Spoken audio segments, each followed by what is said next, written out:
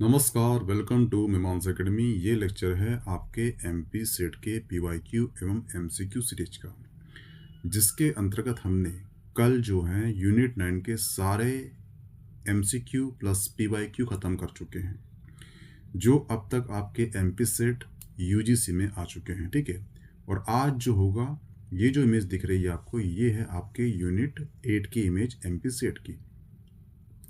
और जो यूनिट 8 है उसमें दिया गया है सूचना संचार प्रौद्योगिकी यानी कि information and communication technology ICT. तो इसमें जो आईसीटी पहला टॉपिक दिया गया है, इसके हम करेंगे एमसीक्यू, जो अब तक आपके एमपी सेट यूजीसी या फिर मध्य प्रदेश की जितनी भी एग्ज़ाम होती है, ठीक है, जिसमें आईटी से क्वेश्चन आ चुके हैं, उन सभी को इसमें लिया गया है। तो प्लीज़ वो लेक्चर वॉच करना। इसका जो क्वेश्चन है वो कह रहा है कि अर्धचालक होते हैं। तो ये ध्यान रखना, सबसे पहले जान लीजिए कि अर्धचालक होते क्या हैं।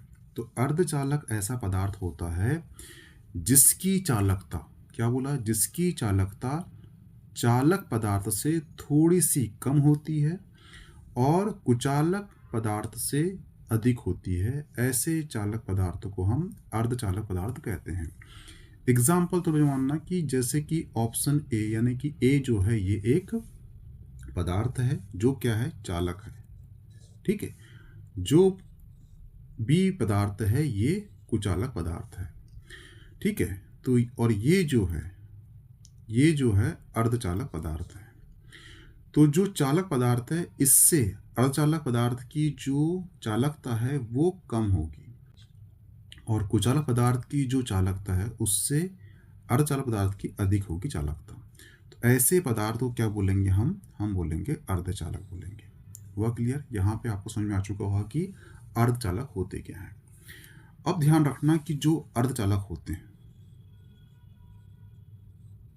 ठीक है, ये भी दो टाइप के होते हैं। कैसे? एक होता है तात्विक और एक होता है मिश्रण। ठीक है, ये क्या होते हैं?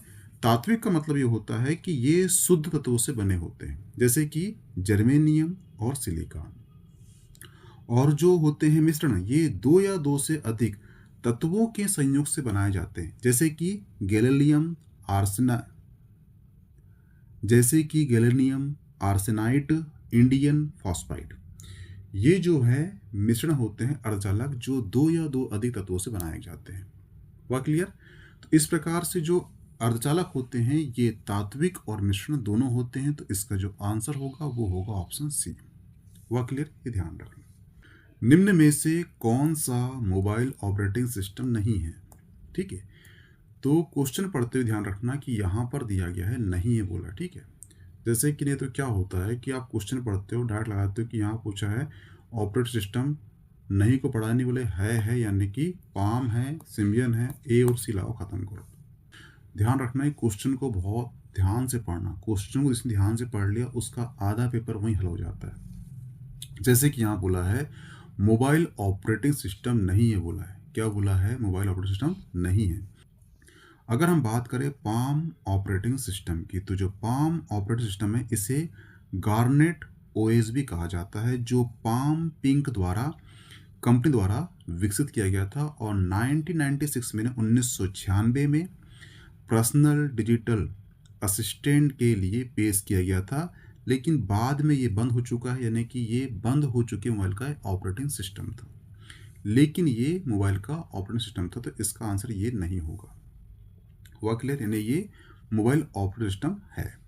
अब बात करते हैं हम सिमियन ऑपरेटिंग सिस्टम की। तो अभी आप जो यूज़ कर रहे हो एंड्रॉयड जब नहीं आया था, तो जो नोकिया फ़ोन है उसमें जो ओएस यूज़ होता था, जो उसमें ऑपरेटिंग सिस्टम यूज़ होता था, वो एक्चुअली सिमियन ऑपरेटिंग सिस्टम था। तो ये भी क्या है, ऑपरेटिंग सिस्टम है मोबाइल का। लेकिन कहीं पर भी हमने वेब ऑपरेटिंग सिस्टम और मेक ऑपरेटिंग सिस्टम हमने नहीं पढ़ा है। इसका जो आंसर होगा वो एक्चुअली बी और डी होगा। वह क्लियर? ये ध्यान रखना। ठीक है, इलेक्ट्रॉनिक्स उपकरण के निर्माण में निम्न अर्धचालक का उपयोग किया जाता है। मैंने जस्ट इसके पहले बताया था कि जो अर्धचालक होते हैं वो ऐसे पदार्थ होते हैं जिनकी चालकता चालक पदार्थ से कम और कुचालक पदार्थ से अधिक होती है। ऐसे पदार्थों को हम अर्धचालक पदार्थ कहते हैं। हुआ क्लियर? और ये बताया था मैंने कि इसमें दो टाइप होते हैं, एक होता है तात्विक और एक होता है मिश्रण। तात्विक कहने का मतलब ये होता है कि जो शुद्ध तत्वों से बने, जैसे कि जर्मेनियम, सिलिकॉन, और जो मिश्रण है जिसमें दो या दो तत्वों से मिलकर बने होते हैं उसे कहते हैं हम मिश्रण अर्धचालक। हुआ क्लियर? अब यहाँ पूछा उसने कि अर्धचालक का उपयोग किया जाता है इलेक्ट्रॉनिक उपकरण में। तो ध्यान रखना, जो जीई है ये क्या है, तो ये जर्मेनियम है, ठीक है। और जो एसआई है ये क्या है, तो ये सिलिकॉन है। और जो GAASP है ये क्या है, तो ये गैलियम आर्सेनाइड फास्फेट है। क्या है? गैलियम आर्सेनाइड फास्फाइड है। हुआ क्लियर? और इसका यूज कहाँ होता है? इसका यूज होता है मुख्य LED में। LED क्या होता है? LED। L मतलब क्या होता है? ये होता है LIGHT, लाइट। E मतलब क्या होता है? ये होता है इमिटिंग, ठीक है। और D मतलब क्या होता है? ये होता है डायोड, ठीक है। और जो LED होता है इसमें जब विद्युत पहुंचती है तो विद्युत को कन्वर्ट कर देता है ये प्रकाश में। तो जो हमें चित्र दिखते हैं वो प्रकाश रूप में चित्र दिखते हैं, उसे कहते हैं LED, ठीक है।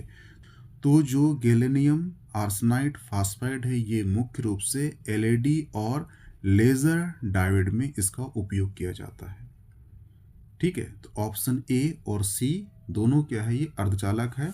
ऑप्शन SI यानी ऑप्शन B भी क्या है? ये सिलिकॉन, ये भी अर्धचालक है। तो इसका जो आंसर हो जाएगा वो क्या हो जाएगा? वो हो जाएगा ऑप्शन D, उपरोक्त में से सभी। हुआ क्लियर? ध्यान रखना। निम्नलिखित में से कौन सा एक अर्धचालक है? बता चुका हूं मैं कि आपको जर्मेनियम दिखे, गैलियम दिखे, सिलिकॉन दिखे, ठीक है, ये सभी क्या है? ये सभी अर्धचालक है। यहाँ पे आपको दिख रहा है क्या? ऑप्शन C जर्मेनियम, ये क्या है? शुद्ध अर्धचालक है, यानी तात्विक अर्धचालक क्या है? जर्मेनियम है, सिलिकॉन है। हुआ क्लियर? ये ध्यान रखना। इलेक्ट्रॉनिक उपकरणों में निम्नलिखित में से कौन सी तकनीक इलेक्ट्रॉन हॉल युग्म पैदा करने उपयोग नहीं किया जा सकता? यानी ये पूछ रहा है कि ऐसा कौन सा इलेक्ट्रॉनिक उपकरण है जिसमें कौन सी तकनीक है जिसमें इलेक्ट्रॉन हॉल युग्म पैदा नहीं होता। यानी चार जो आपको दिए गए हैं ये तकनीक है, इस तकनीक के माध्यम से इलेक्ट्रॉन हॉल युग्म पैदा नहीं होता पूछ रहा है, ठीक है। तो ऑप्शन A कहता है तापीय सक्रियता। तो तापीय सक्रियता क्या होता है पहले जान लीजिए। तापीय सक्रियता यानी कि थर्मल एक्सीटेंशन। तो जब हम तापमान बढ़ाते हैं तो जो इलेक्ट्रॉन है ये उत्तेजित होता है, और जब उत्तेजित होता है तो इससे युग्म बनते हैं, क्या? इलेक्ट्रॉन हॉल युग्म पैदा होते हैं। यानी कि तापीय सक्रियता से तकनीक से हम इलेक्ट्रॉन हॉल बना सकते हैं, ऑप्शन A कहता है। ऑप्शन B क्या कहता है? इसमें क्या होता है? उच्च ऊर्जा वाले इलेक्ट्रॉन या हॉल जो हैं परमाणु टकराते हैं, जिससे अतिरिक्त इलेक्ट्रॉन होल युग्म पैदा करते हैं। जब टकराएंगे तो इलेक्ट्रॉन मुक्त होंगे और उससे क्या होगा? वो इलेक्ट्रॉन हॉल युग्म पैदा करेगा। तो जो ऑप्शन B तकनीक दी गई है उससे भी इलेक्ट्रॉन हॉल युग्म बना सकते हैं। अब बात करते हैं हम किसकी? ऑप्शन C प्रकाशीय सक्रियता की। तो प्रकाशीय सक्रियता यानी कि प्रकाश यानी कि फोटोन।